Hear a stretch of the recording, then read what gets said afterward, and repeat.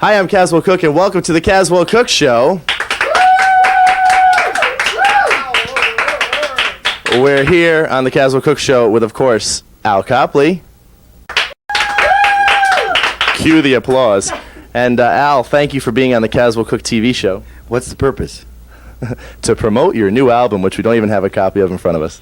What, Good Understanding? Yeah, tell me about Good Understanding. What about it? Is it available at your local vinyl record store? At Looney Tunes? And if you're up in Providence, it's available at, like, someplace in Providence, too. Maybe at Tower Records. Really? Is there a Tower Records in Providence? No, but in Boston. Okay. We don't come in there. There. All right. Now, ladies and gentlemen that are watching and tuning in, seeing Mr. Copley, tell us about yourself. You were, of course, a native Rhode Islander. No, excuse me, I'm going to take that back. You were born in... Tell me about the people that crossed the river or something back in 1690. First there was monkeys, see? I'm talking about my family tree.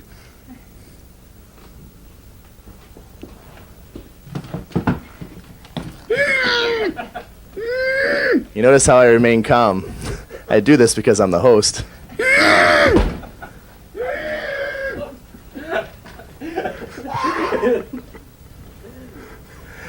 Have a seat, Al. Good boy.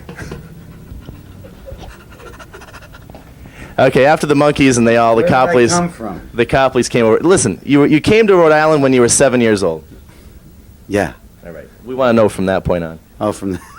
You know what I know about Buffalo? All right, tell me about the Buffalo Soldier. Oh, okay, all right. It's a good place to be from. Mm-hmm.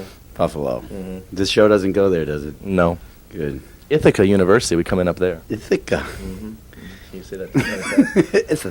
Ithaca. So now you became a pianist. I beg your pardon. My dad worked for Barcalo of Buffalo. Mm-hmm. His dad worked for Bemis Bag Company. Mm-hmm. I banged box in a blues band. Say hi to Sugar Ray, by the way. Sugar Ray. Which one? Norcia. The famous one or Norcia?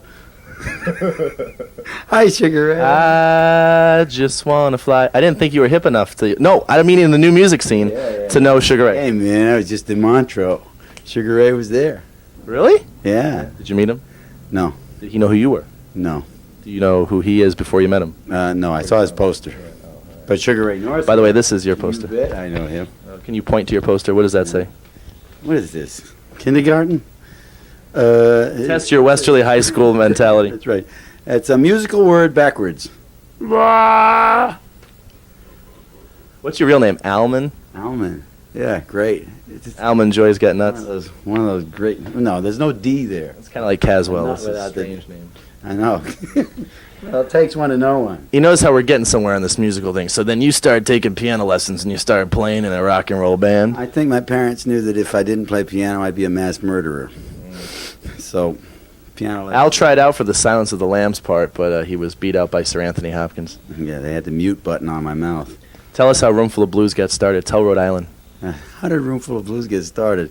There was this war in Vietnam, and we was killing ourselves off like mutants. And it was either play music or die. I mean, didn't you grow up in Westerly too? Yeah. Yeah. But I went to Prout. Yeah. You went to Prout. It was an all-girls school. Yeah, but Matt and I went. Matt's the cameraman. By the way, big round of applause for Matt Hopkins on camera. Hey, all right, you way on. Matt and I went to the Prout School. You can come in. This is John. He works at the Seafood Haven. Why don't you get a clip of John? He's right, John. John's providing us our dinner. Is that place with the greatest lobsters in Misquamicut? Yeah. Right across, right next to the breachway. Can you smell it? Yeah, it smells better than the dunes. So you started. It's for you. Fried clams. All right, we're gonna let the phone ring. No, voicemail's gonna get it in 2 minutes. So anyway, so you started Roomful of Blues, and how did it start? And I didn't die. Now seriously, how did Roomful Yeah. start? For the music buff out there. Why don't you get the phone? Thought you said it was on.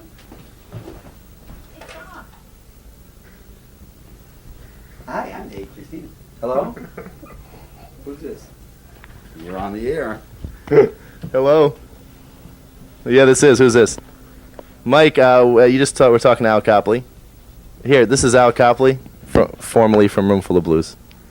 Hi. Radio silence. Yeah. This is Caswell. I'll call you later. Bye. It's a very low-budget show. No kidding. Okay, Al Copley answering the phone. Besides having the dunes across the beach, you also What? How did Roomful of Blues get started, please? Roomful of Blues get started.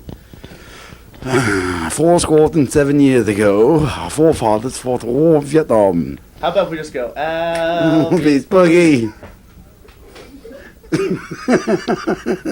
What was I don't the thing know you if- did when you said the first time you saw me when I was a little kid? How did you make the impression of me? Yeah, I mean, it was the last time I saw him before And how did I this do? January. And last time I saw, here's your dad walking down the street with a stroller. This is Junior. How you doing, Caswell Cooke Jr.?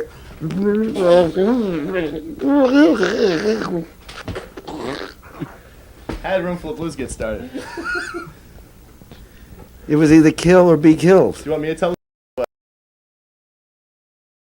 Little log cabin you? Made of earthly wood. and a duck, a cormorant going back. Look, there's a cormorant going backwards with a piece of seaweed in his mouth. Don't show that. It's more interesting. George Peterly had the records. Hmm? His grandmother was Helen Joy Lee. She's the one that rode across the thing and the roof and the. Right. Yeah, she was an early form of Steve Martin. No arrow, just a piece of wood through her cheek. But she survived the hurricane of 38. Yep, hurricane. You remember way back in 1968? I was still in Westerly High. And, yes. He looks like the nutty professor.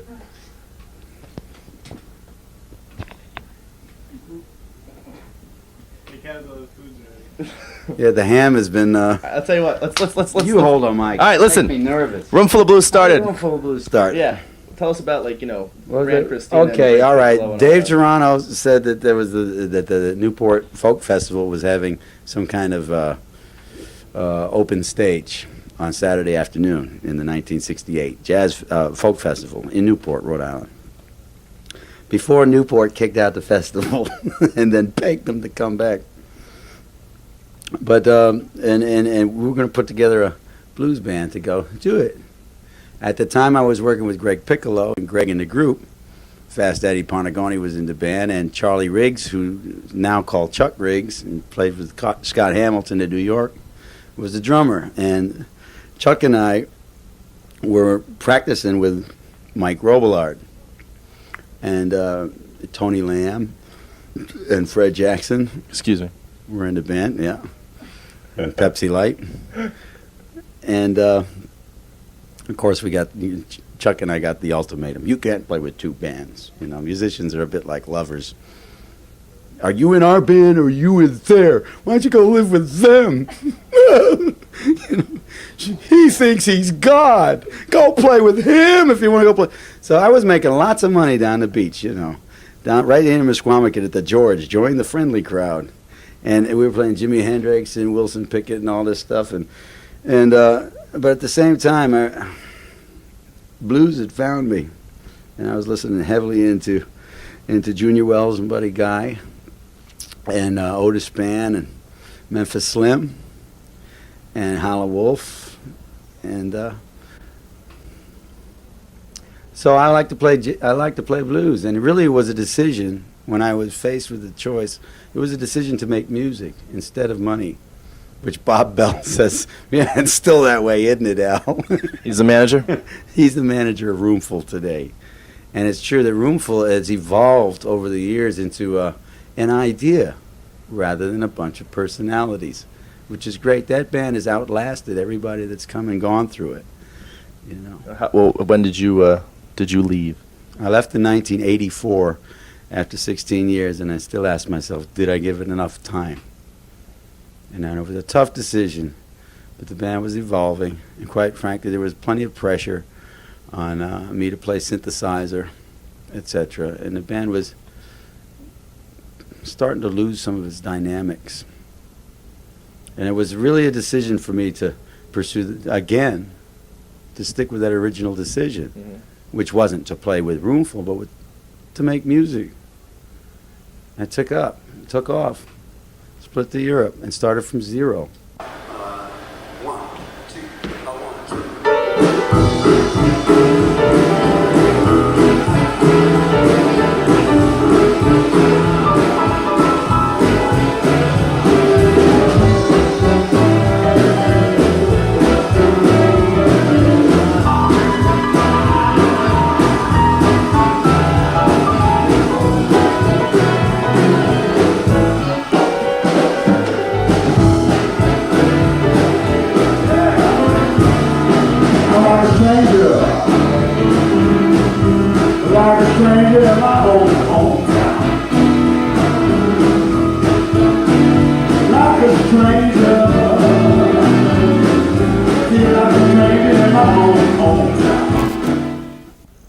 Now, I'd gone from a 10-piece group.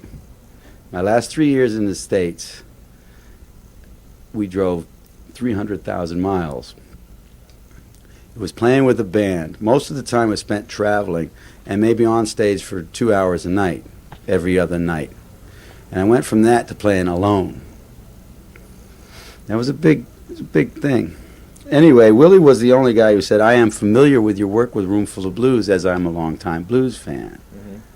And he turned out to be just the right guy. I couldn't have found a better agent at that time. And one foot in front of the other, I wound up in a couple of little corners in Switzerland where I had time to sit in a piano bar and find out who I was musically. It's a funny thing, when you play with a band like that for so many years, when they're gone, you miss them. But you hear them. And so I started to incorporate the voices that I missed in my playing. And I noticed that 8 years afterwards, I wound up in Amsterdam, and Duke Robillard was in Amsterdam, and we just got together and played. And it was like a hand in a glove. And I couldn't tell where Duke had stopped playing like a guitar player and was playing like a piano player. And I couldn't tell where I had stopped playing like a piano player and started playing like a guitar player.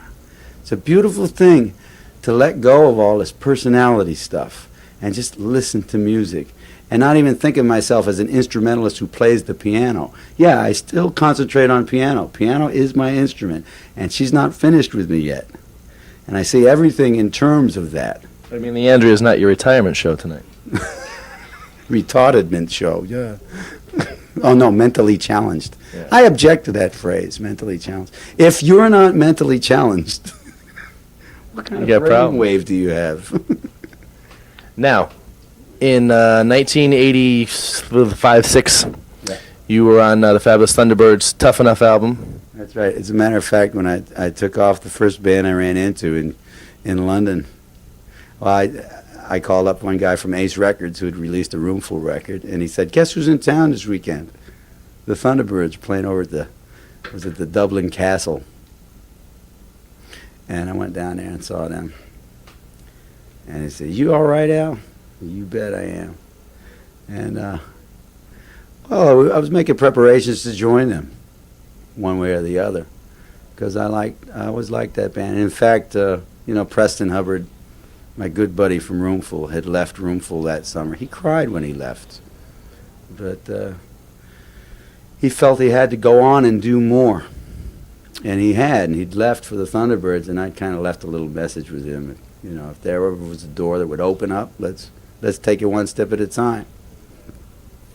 Now, after that, you went and recorded, what was your first solo album? Was it Automatic Overdrive, or was it one before that? There was another one called A Handful of Keys.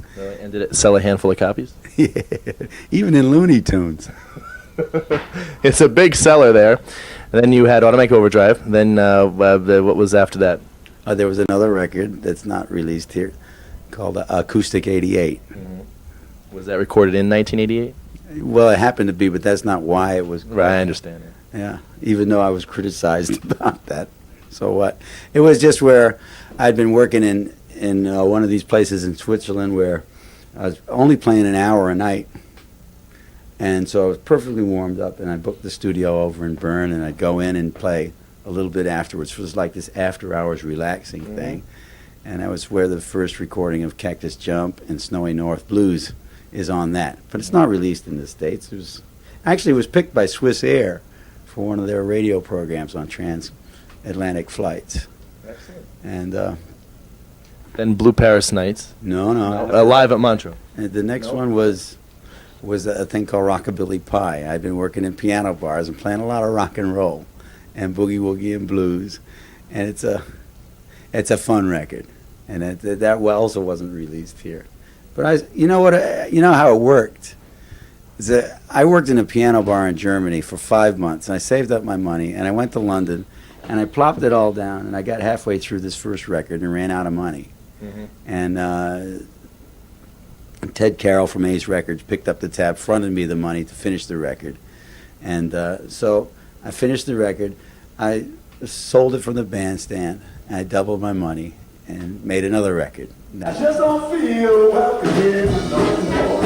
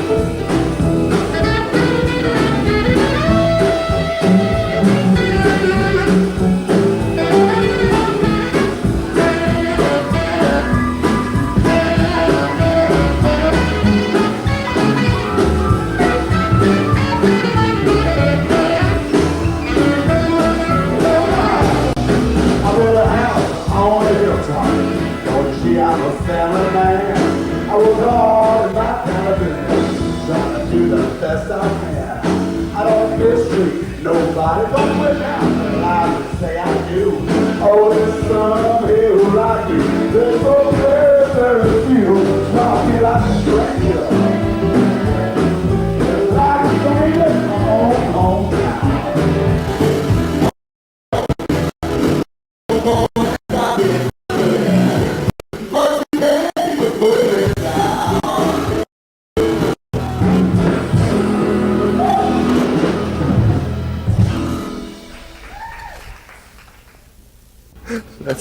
That's really that's the show. That's excellent. All right, now, ladies and gentlemen, welcome to the Caswell Cooke Show. This is the episode where Mr. Al Copley, you just saw him, and you know Al. I know Al. We've been little kids growing up together at one time, and now we're big kids that haven't grown up together. I am sitting here, for those of you who don't know, with Fran Christina and Kid Bangham. A round of applause for these guys, you know. We have a studio audience, and of course, this is the Caswell Cooke Show. We haven't done anything yet. No, What do you clap? you're going to play tonight, but see, when everybody sees this, it's going to be over. Now, Fran, tell us about yourself. You used to be in Roomful of Blues.